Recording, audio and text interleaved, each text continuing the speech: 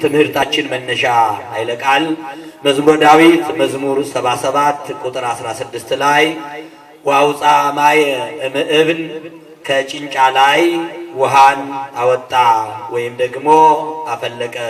እግዚአብሔር ቢወድና ቢፈቅድ በዚህ ኃይለ ቃል መነሻነት ለአጭር ደቂቃ ብቻ የዕለቱን ትምህርት እንመማራለን። የሊቃውንት አምላክ የምስጢር ባለቤት የአባቶቻችን አምላክ እግዚአብሔር እስከዚህን ሰዓት የጠበቀን እንዲመክረን እንዲያስተምረን በድጋሜ ቅዱስና መልካም ፈቃድ ይሁንልን። እንኳን አደረሳችሁ፣ እንኳን አደረሳችሁ። የደረሳችሁ ብቻ በደንብ አመስግኑ፣ ወይም ደግሞ መድረሳችሁን እርግጠኛ የሆናችሁ ያረጋገጣችሁ በደንብ አድርጋችሁ አመስግኑ። ውሃን ከጭንጫ ላይ አወጣ ወይም አፈለቀ። ዛሬ የምናከብረው በዓል 3 በዓል ነው። የመጀመሪያው ከሰኔ 1 ጀምሮ እስከ ሰኔ 17 ድረስ ቤተክርስቲያን ዘመነ መንፈስ ቅዱስ በዓለ ጰራቅሊጦስ ብላ የመንፈስ ቅዱስ ጸጋ የታደለበትን መንፈስ ቅዱስ ወርዶ ሐዋርያትን የባረከበትን ዘመነ መንፈስ ቅዱስ ዘመነ ጰራቅሊጦስ ብላ ታከብራለች። በዚህም ሳምንት ወረደ መንፈስ ቅዱስ ላዕለ ሐዋርያት ተመስሎ በነደ እሳት፣ መንፈስ ቅዱስ በእሳት አምሳል ተመስሎ በሐዋርያት ላይ ወረደ።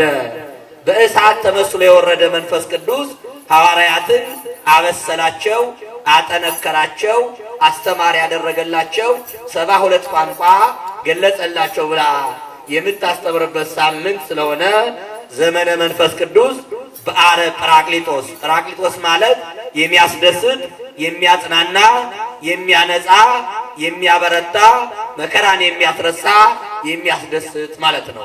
ይህን ሳምንት በዚህ አይነት ሁኔታ ቤተ ክርስቲያን ታከብራለች። በዚህ ሳምንት ዘመነ መንፈስ ቅዱስ ብላ ቤተ ክርስቲያን ታክብር እንጂ ሁልጊዜ ቤተ ክርስቲያን መንፈስ ቅዱስን ታከብራለች። የባህሪ አምላክነቱን ምስጢር ገላጭነቱን ለሰማዕታት ምስክር መሆኑን ሁልጊዜ ታስተምራለች። የቤተ ክርስቲያኒቷ ቃሏ ፈኑ ጸጋ መንፈስ ቅዱስ ላዕሌነ፣ በእኛ በአገልጋዮች፣ በእኛ በአማኞች፣ በእኛ በኦርቶዶክሳውያን ላይ የመንፈስ ቅዱስን ጸጋ አንድ እንዲያደርገን ለጾም፣ ለጸሎት፣ ለምስክርነት እንዲያበረታን እንዲያተጋን በእኛ ላይ መንፈስ ቅዱስን ላክ ብላ ሁልጊዜ ታስተምራለች። አምላካችን እግዚአብሔር በሁላችን ላይ የኃይል የብርታት መንፈስ ያሳድርብን።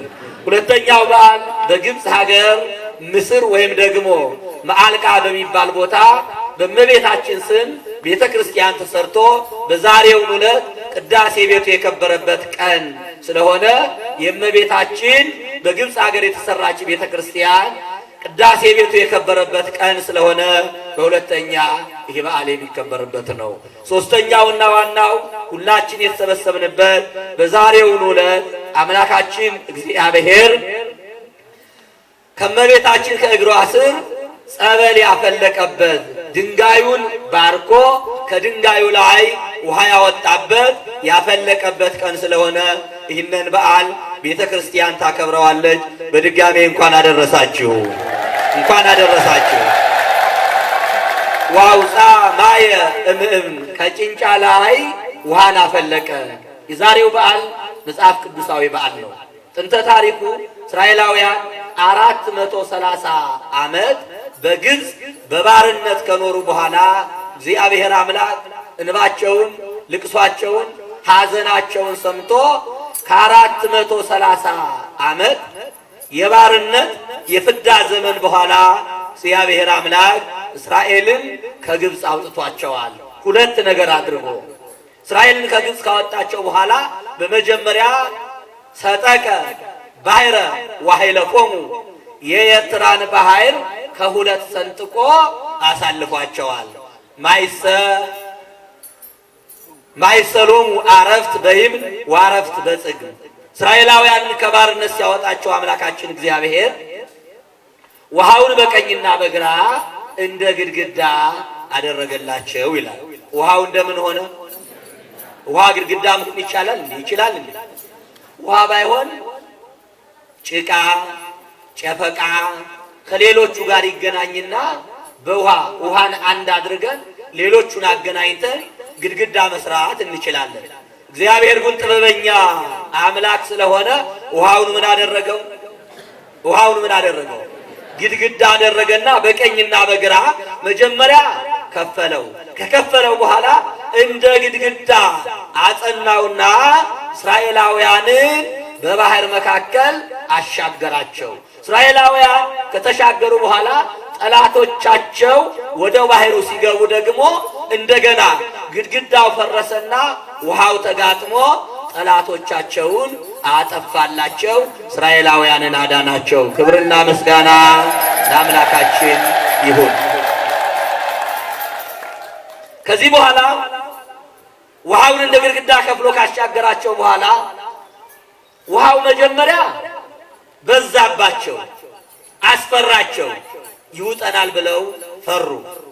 በወቅቱ በሚሻገሩበት ጊዜ ውሃ አላስፈልጋቸውም ነበረ። ተሻግረው በቃዴስ ምድረ በዳ በሚኖሩበት ጊዜ ደግሞ ውሃ አስፈልጋቸው። ሲፈልጉ ግን አላገኙም ውሃ፣ ተጠሙ። በተጠሙ ጊዜ ሙሴን ከግብፅ ያወጣሃል ለምንድን ነው? በግብፅ የፈርዖን ምግብ ባርነት ተስማምቶን ተመችቶን ነበረ። የፈርዖን ዱባው ይጣፍጥ ነበረ፣ ሽንኩርቱ ይጣፍጥ ነበረ፣ ባርነቱ ይጣፍጥ ነበረ። ከዚህ በምድረ በዳ የሚጠጣ ውሃ የለም፣ የሚበላ እንጀራ የለም ብለው በሙሴ ላይ አንጎራጎሩ። ሙሴም ወደ እግዚአብሔር ጸለየ። ወደ እግዚአብሔር ሲጸልይ እግዚአብሔር ሙሴን እንዲህ አለው፣ ሙሴ አንድ ጊዜ ያዛት ብዬ የሰጠው ብትር አለች። ባህሩን የከፈልክባት ብትር በእጅ ላይ ነው ያለችው። መፍትሄው ያለ በእጅህ ነው። ጭንጫውን በያዝከው ብትር ምታው፣ ያን ጊዜ ውሃ ይፈልቃል አለው። ጭንጫውን በያዘው ብትር ሲመታው ውሃ ከጭንጫው ላይ ፈለቀ። ከዚያ በኋላ ዋስተዮሙ ከመዘም ቀላይ ብዙ ጥልቅ እንደሆነ ወንዝ እንደማያልቅ እስራኤላውያንን አጠጣቸው። ወወሀዘ ማየ ከመዘም አፍላግ ውሃንም እንደ ወንዞች አፈሰሰ። ዋውፃ ማየ እምእብን ከልሙጥ ድንጋዩ ሳይሰበር ጎድጓዳ ሳይሆን ሳይፈረከስ ውሃ አፍልቆ እስራኤላውያንን በመንገድ ላይ እንዳሉ እግዚአብሔር አጠጣቸው። መና ከሰማይ አውርዶ መገባቸው፣ በሰባት ደመና ጋረዳቸው። ስለዚህ ይህ በዓል አስቀድሞ ለእስራኤላውያን ዘስጋ የተደረገላቸው በዓል ነው። አንደኛው ይህ። ሁለተኛው እመቤታችን በግብፅ በረሃ በስደት ባለችበት ጊዜ ይህ ወቅት ግንቦት 24 ነው። የእመቤታችን ወደ ግብፅ የገባችበት በዓል የሚከበረው ታውቃላችሁ ምዕመናን? በዘመነ ጽጌ የወሰዱት ሊቃውንቱ ናቸው። በተለይ ከአበባው ጋራ ከምሳሌ ጋራ ወስዶ ለማመስገን ወደዚያ ወስደውት ነው እንጂ በዓሉ በዓተ ግብፅ የሚባለው እመቤታችን ወደ ግብፅ የገባችበት ስደት የጀመረችበት ግንቦት 24 ስለሆነ በጥንተ ታሪኩ ይህ ወቅት የሰኔ ወቅት እመቤታችን በስደት ያለችበት ወቅት ማለት ነው። በስደት ላይ እንዳለች እመቤታችን ወይም ደግሞ በስደት 3 ዓመት ከ6 ወር የኢትዮጵያን ምድር ጨምሮ እየተዘዋወረች እመቤታችን ልጇን ይዛ በስደት ቆይታለች። በስደት በቆየችበት ወራት ከዕለታት በአንድ ቀን እመቤታችን ውሃ ተጠማች። የማኅሌተ ጽጌ ደራሲ እንዲህ ይላል፣ መለኮት ጓላ ሶበ ጸማ ከመደቂቅ ዘይሰፍሮ በእፍኑ ለማየ ባሕር እሙቅ። ውቅያኖስን በፍኙ የሚለካ ልጇ መድኃኒዓለም በእጇ የታቀፈችው ሕፃኑ መድኃኒዓለም ክርስቶስ መለኮት ልጇ እንደ ሕፃናት ውሃ በተጠማ ጊዜ በከት ወትቤ ማርያም ማይነቅ። ልጇ ውሃ ስለተጠማባት እመቤታችን ስለ ልጇ አለቀሰች።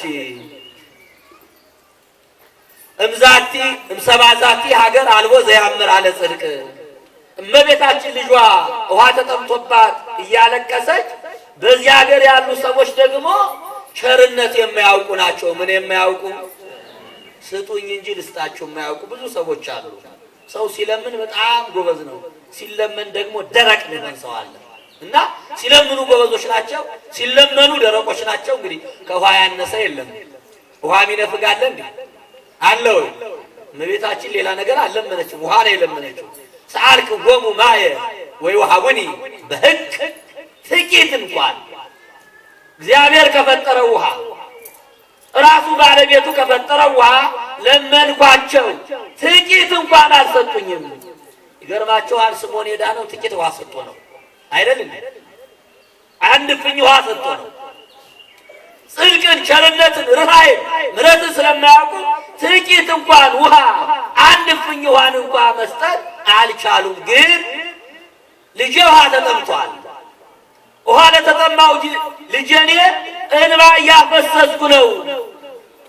ለመንኳቸው፣ ችግሬን አስረዳኋቸው፣ አልተረዱኝም።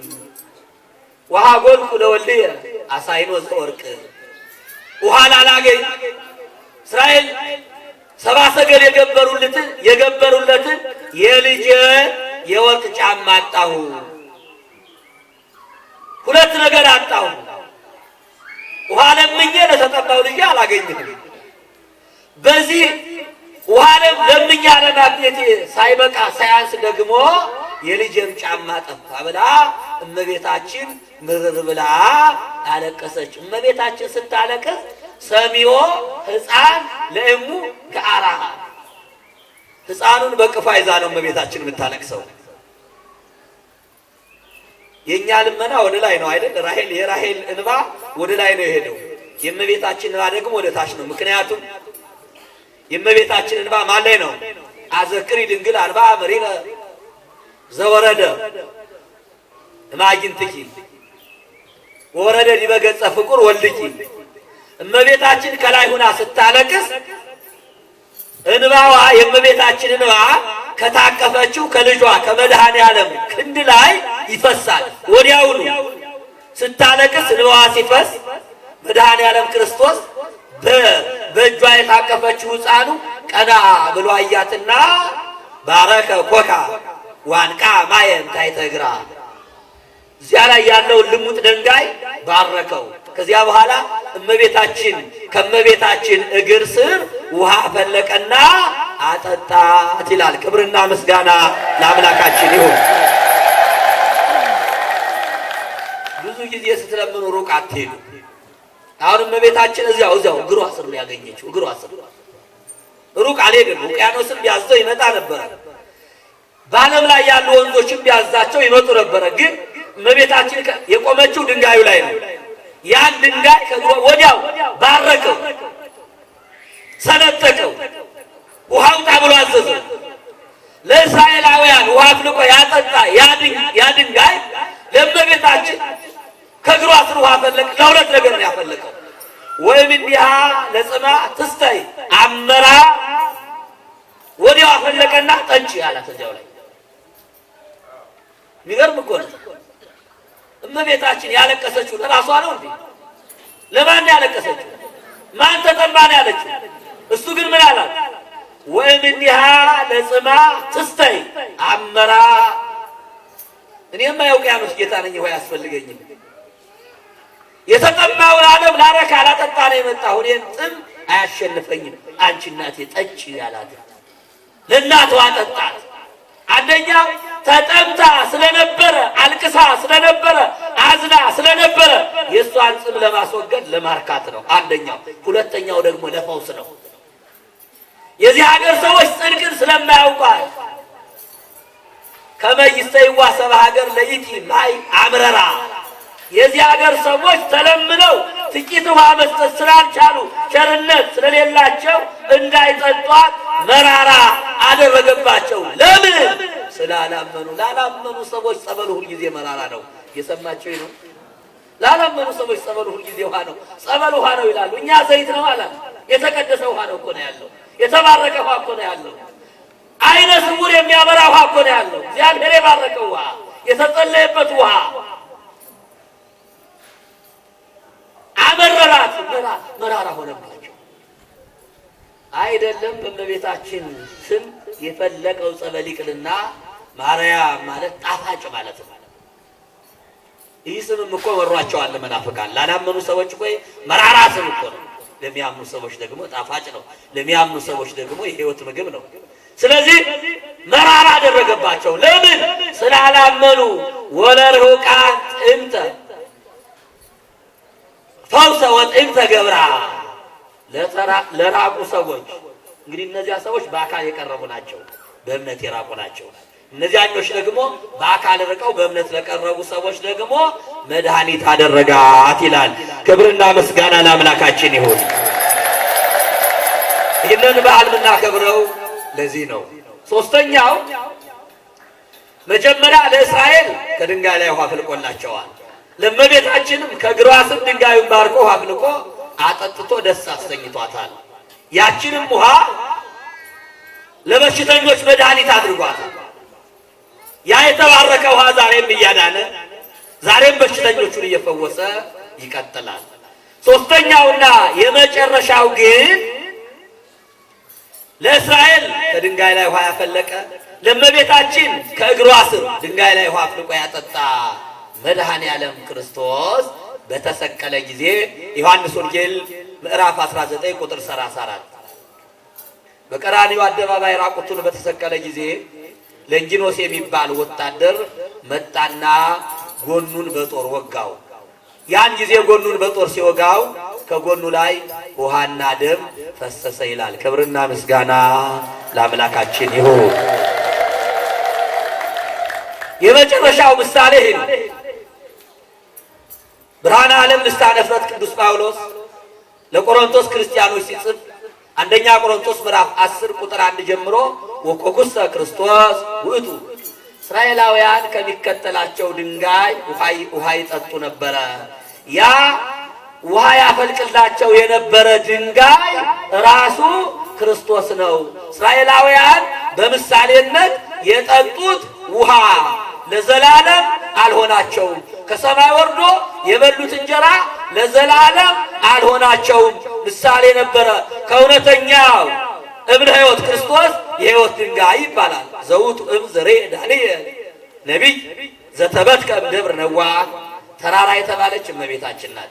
ከእመቤታችን ከእውነተኛዋ ተራራ የተፈነቀለ በምድር ላይ ያሉ ጣዖታትን ዲያብሎስን ቀጥቅጦ ያጠፋ እብነ ሕይወት ክርስቶስ ከክርስቶስ አለት ይባላል። ክርስቶስ ከእውነተኛው አለት ከድንጋዩ ከክርስቶስ ጎን የዘላለም የሕይወት ውሃ ፈለቀልን። የማያልቅ ውሃ ፈለቀልን።